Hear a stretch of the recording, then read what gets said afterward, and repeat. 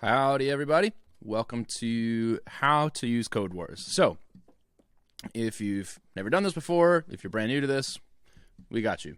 So we're going to sign up. We're going to go to CodeWars.com and we're going to sign up first. And they want us to prove ourselves fine. Okay, so we're going to, they say it doesn't execute right. I think I have a glitch here. I'm not totally sure what's going on. Oh, jeez. That can't be good. There we go. All right. So I'm going to return A times B instead. That'll be easy enough. I'll click submit. It says, great, we made it. Woohoo! So we're going to put in our email and our username, make a username and password. I'm going to pause for that. Great, and this will take us here. So what is your programming experience? You will say learning to program. Would you like to receive our newsletter? You can if you want to. I believe I'm already subscribed with a different email account. We're going to choose Python, make sure that's highlighted, and we don't need any of the rest of these. Eventually you will add JavaScript, but today is not that day. So we're going to save it. Huzzah! All right, so this is where we are. Let's get started. A couple other things. So one other thing you should know is it can be a little confusing. Oh no, I don't want to go to the dashboard. I want to go to their home page. That's okay. Anyways, the basic way that this works is you start at 8 kata and you work your way up to 1 kata. So 8 kata is going to be or 8 KYU is the easiest, and 1 is going to be the hardest. And those are quite difficult. They will take a lot of steps, a lot of thinking, and a lot of work. Whereas 7 and 8 kata are going to be very simple functions, very little things. Should be very easy. We're going to go to our profile, and we're going to see if we can find coding temple here.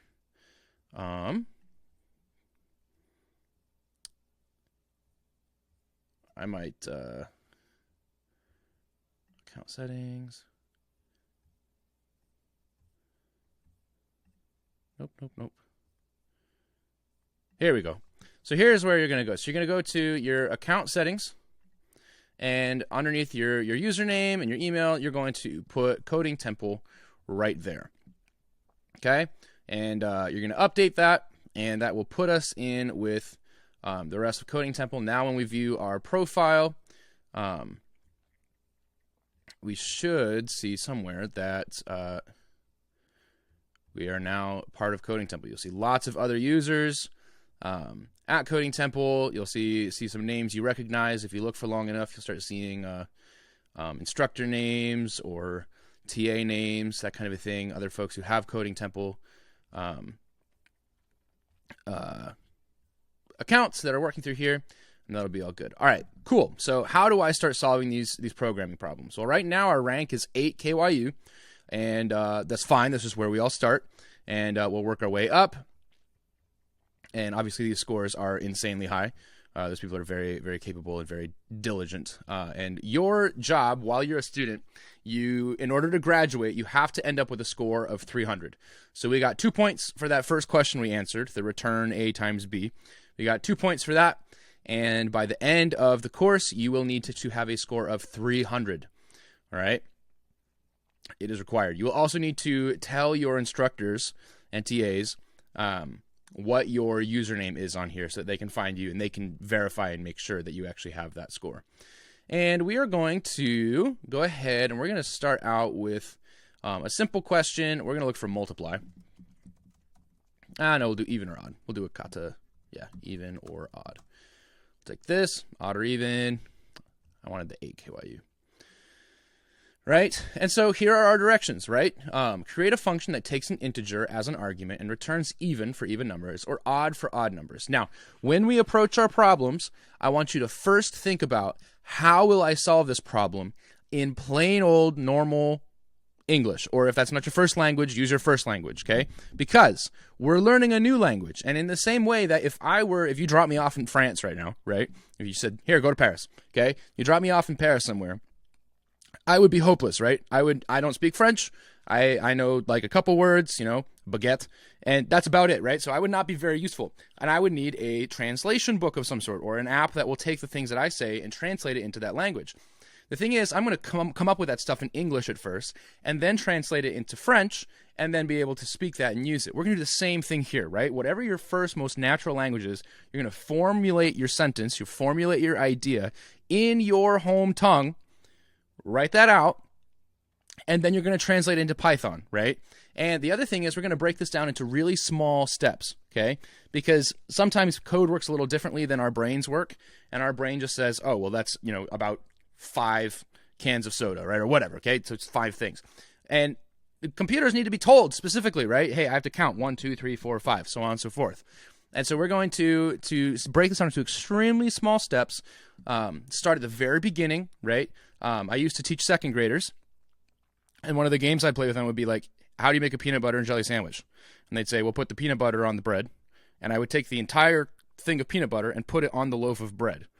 And they'd just look at me like, how do you not get this? You're going to feel the same way with your code. You're going to say, I'm telling you what to do. How do you not get this? And it's because you didn't break it down into small enough steps. Once you break it down into really tiny bite-sized pieces, it gets way easier to solve these problems. So we're going to go ahead. We're going to go click on train, right? We need to make sure that we're in the right language for Python. You'll also see over here that 90% of users gave it a positive rating. And out of all of the completions, that was how many were in Python. Lots of people have starred it. And there's other stats somewhere. I don't remember exactly where they are. But you can also search your kata based on how many were the most completed ones. And that's usually a pretty good way to get questions that have good directions. Because sometimes you get questions that have not good directions. It's not clear. And it's a little bit more complicated than it needs to be. But we're going to go and click on train. Because that's what we're doing. Whoa, what's going on here? Okay. We've got some directions here. I'm going to tell you everything that's in there, basically. You can read that on your own. But right here, we have our function is defined. So the function is called even or odd. And it's going to take a number. And you'll also notice that these things show up down here where you have a function call, right? So they're going to say even or odd, and they're going to give the number 2. And what they want is for even to be output by your code. Now, up to this point, as a student, you've probably done a lot of printing, right? When you want something to happen, you've probably printed it to your terminal. That is not what we want here, okay? You can, but that's not going to get you the right answer. So even if we give the number 2 and we print even, that will end up giving us an error, right? But you also have a number of other cases here. You got even or odd 1, even or odd 0, and this will be for most questions. You'll see some test cases down here. Don't worry about any of this stuff, okay? Ignore it. Doesn't matter. Disregard.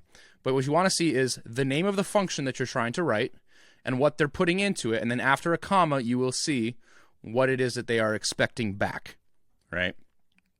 So we're going to go ahead and we're going to start this. But because, like I said, we're going to break this down into really small steps, okay? So we're going to first have a comment that says,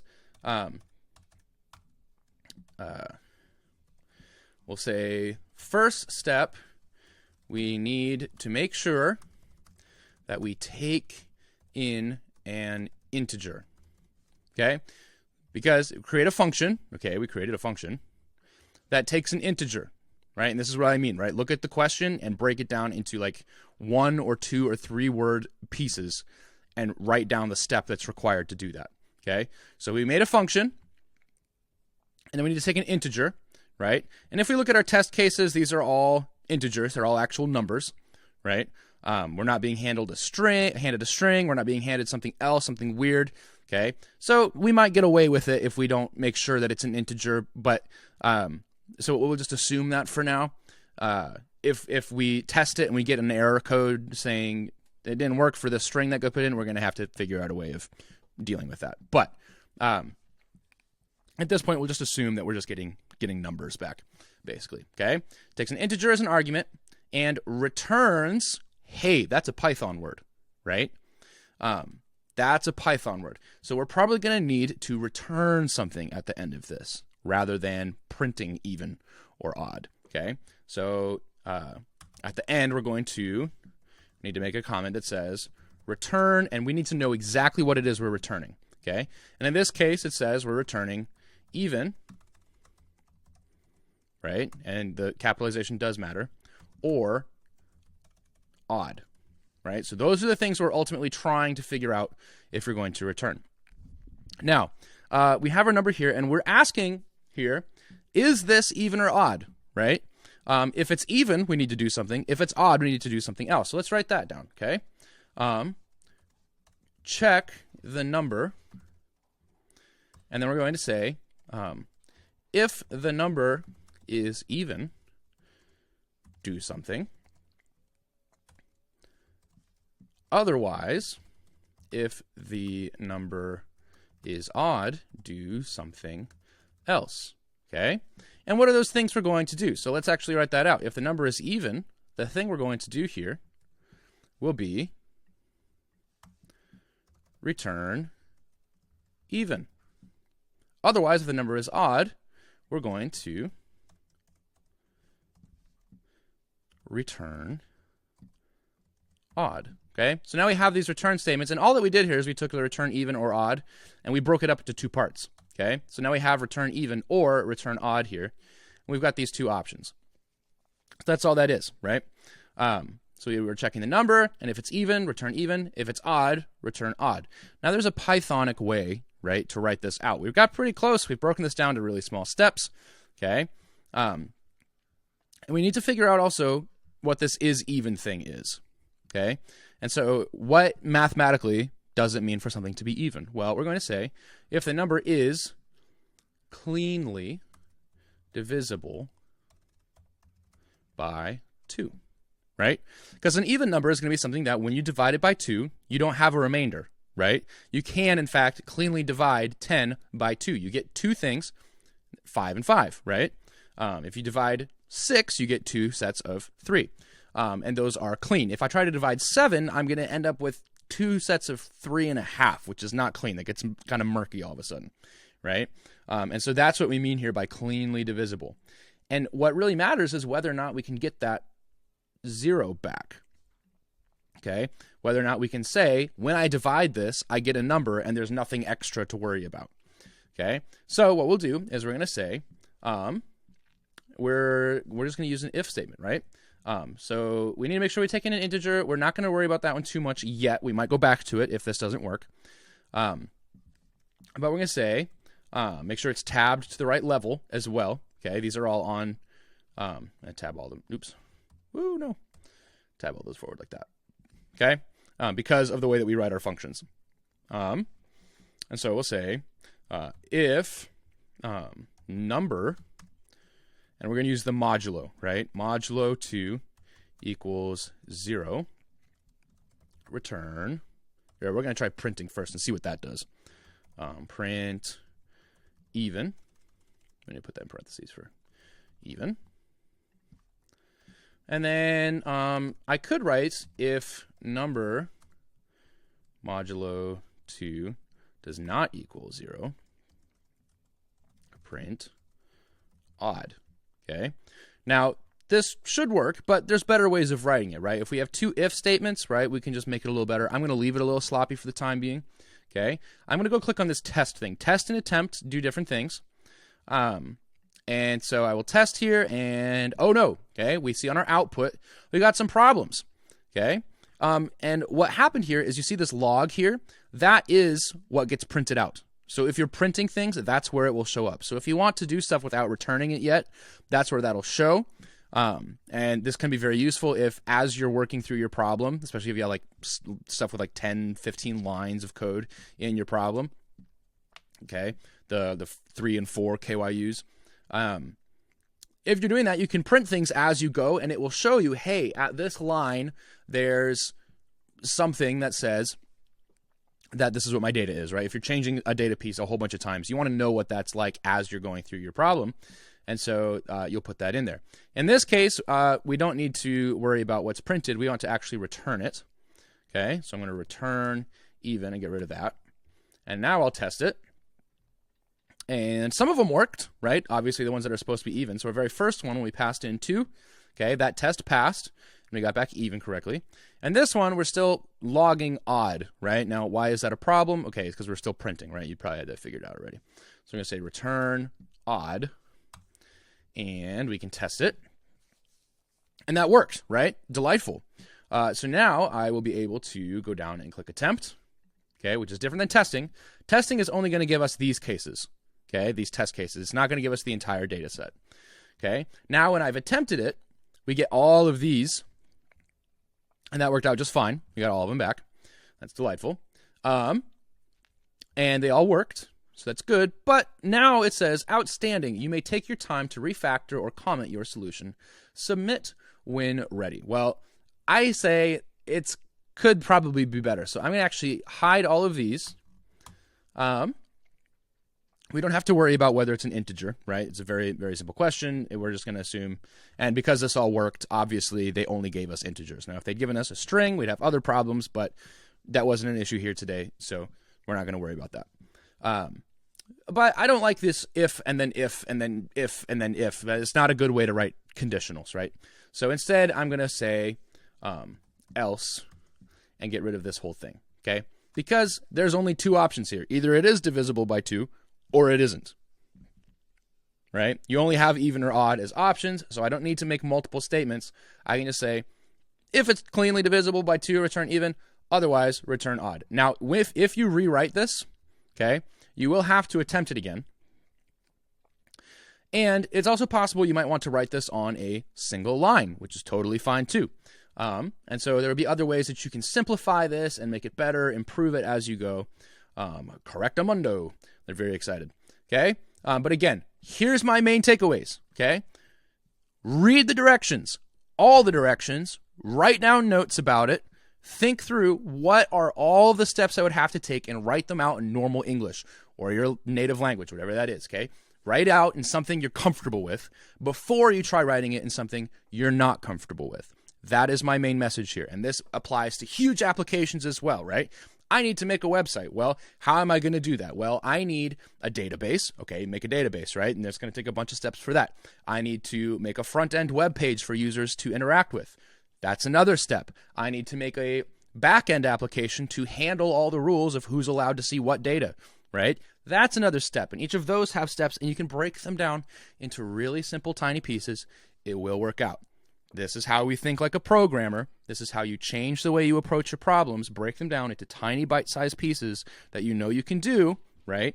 And then translate that into code and think about it step by step, and eventually it will get easier, right? It will no longer be, how do I do this step? How do I do this step? You just, oh, well, this is a good way to solve this problem. It does get easier as you go, okay? But now I have this, and I'm pretty happy with it for the time being, so I'm going to go down and click Submit, and it's got to think. All right. Your first completed kata. They'll give you this little pop-up, and you can learn more stuff about that if you want to read that. But now you get, go away. Now you get all this other stuff, and you can look at other people's solutions, which is a wise thing to do, okay? As soon as you finish a kata and you bounce out, you're not going to learn how you could have made it better, right? Or, oh, these are all different ways of solving it. So this one's probably pretty similar to what we had, okay? That's a different one. You might want to look up, why did that work out that way? What happened here? Okay. You can look at the comments on it, and maybe people will have some information, and that's cool. We've got this here. Somebody's written some comments in there, so on and so forth. And you can learn a lot just by looking. Somebody wrote a Lambda function in there. That was pretty, there you go. That's pretty exciting. That's a bit overkill. But anyways, yeah, so now you have this. This is how you use Code Wars, how you're going to progress. I gave you 2 points for free. You're welcome. And have a great time. Learn, grow, practice. Do this just for 5-10 minutes a day, every day. You can do kata 8 KYUs, the easy ones, as long as you want to, right? There's plenty of them out there. Just keep practicing. Grow a little bit every day. Keep working at getting better. Fall in love with coding. It's tough, but it's awesome. I promise. And it does get easier. You'll get better at it, and you'll learn a lot. It's going to be sweet. So glad to see you. Glad to have you here. Welcome to Code Wars. And you do need to get 300 points total in order to graduate. So we are now 4 points out of 300 on the way. Go ahead and practice. Onward.